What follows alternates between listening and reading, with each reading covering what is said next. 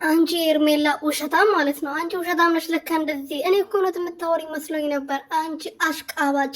ያኔ አብርሃም ሕፃን ልጅ ነው ገና ለትዳር አልደረሰም ብሎ እየተናገረ እንዴት አረገሽ ታዲያ? እንዴት ነው ልታረግሽ የቻልሽው? ልጁ እንግዲህ ገና ሕፃን ነው፣ ገና ጡጦ ያስፈልገዋል። አንቺ ግን አርግዤ ያለው እያልሽ አብረን እንተኛ፣ አብረን መተኛት ናፍቆኛል እያልሽ ይኸው እሺ ወይኔ ለካ ያኔ መንገድ ላይ ሽናለኝ ስትዩ ሕፃን ልጅ ያው ያገኘበት ሽንቱ ከመጣ ይሸናልና እንደዛ ስለሆነ ነው እንዴ ለካ ሽናለኝ ያልሽው?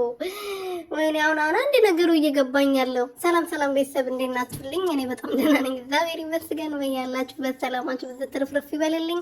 ለዚህ ቤት ለዚህ ቻናል አዲስ የሆናችሁ ሰብስክራይብ፣ ሼር፣ ላይክ እያደረጋችሁ ቤተሰብ ሆኑልኝ። እንግዲህ ወንድማችን አቶ አብርሃም ተደፍሯል ብለን ያኔ ስንናገር ስንጮህለት ለካ አብርሃም እውነቱን ነበር የተደፈረው።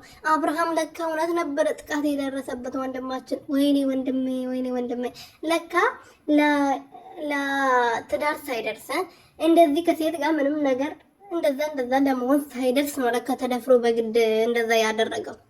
አይ ኤርሜላ ከየት ነው ያረጋሽው ታዲያ አንቺ ሴትዮ እንዴ? ለአብርሃም ታማኝ ነኝ አላልሽም? ቢያንስ እኮ የሩትዬ ነፃ መሆኑን አላመነም ማለት ልጁ እንዳስረገዘ አምኗል እኮ። ያንቺን ግን የት ገባ? ያንቺ እርግዝና የት ሄደ?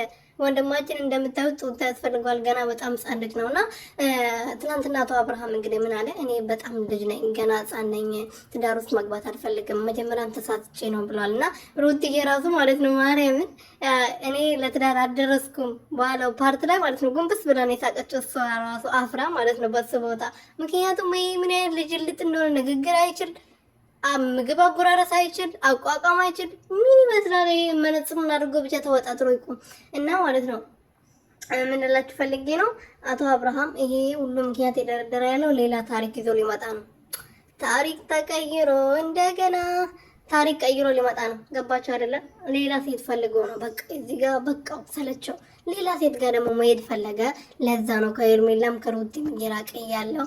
በተለይ ደግሞ ከኤርሜላ በጣም አንገሸገሸው። ከኤርሜላ ጋር ቪዲዮ መስራት ራሱ አስጠልቶታል።